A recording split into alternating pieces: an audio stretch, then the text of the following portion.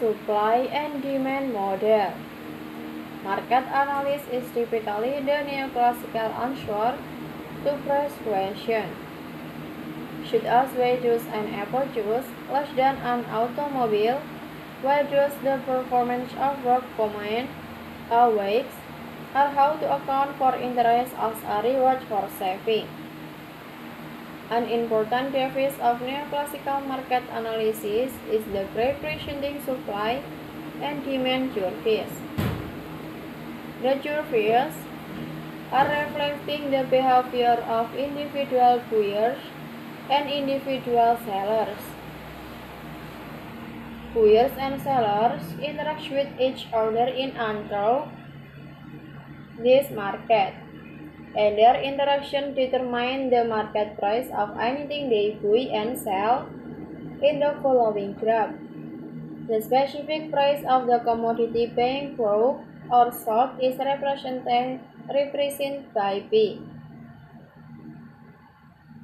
In reaching agreed outcomes of their interaction, the market behaviors of buyer and seller are driven by their preferences, wants, utilities, tastes, choices, and productive abilities or technologies resources.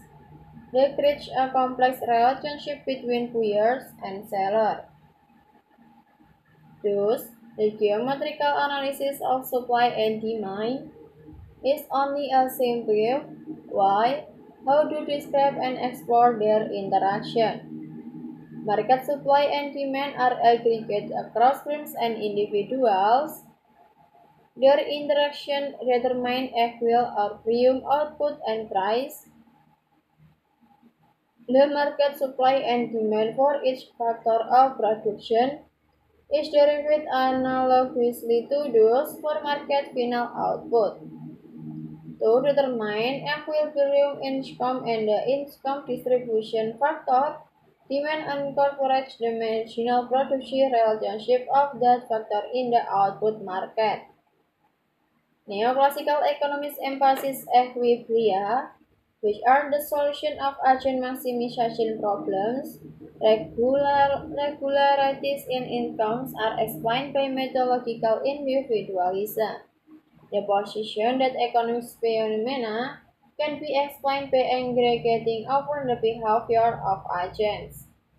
The emphasis is on microeconomics institutions, which may be considered as prior to and conditioning individual behavior.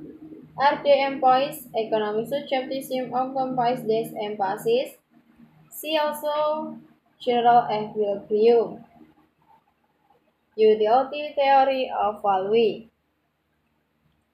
Neoclassical economics use the utility theory of value, which states that the value of a good is determined by the marginal utility experienced by the user. It is one of the main distinguishing factors between neoclassical economics and other allied economics theories. Should ask classical and Marxian, which use the labor theory of value, that value is determined by the labor reward for production. The partial definition of the neoclassical theory of value states that the value of an object of market exchange is determined by human interaction between the preferences and productive abilities of individuals. This is one of the most important neoclassical hypotheses. However, the neoclassical theory also asks what exactly is causing the supply and demand behaviors of buyers and sellers, and how exactly the preferences and production abilities of people determine the market price.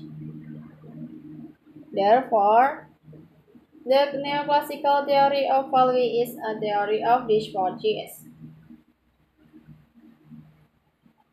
According to neoclassical economics, individual preferences and productive abilities are the essential forces that generate all the economics or demand, supplies, and prices. Cambridge quantity theory of money. The Cambridge version of the quality theory of money was developed by Alec Marshall, Arthur Churchill Pico,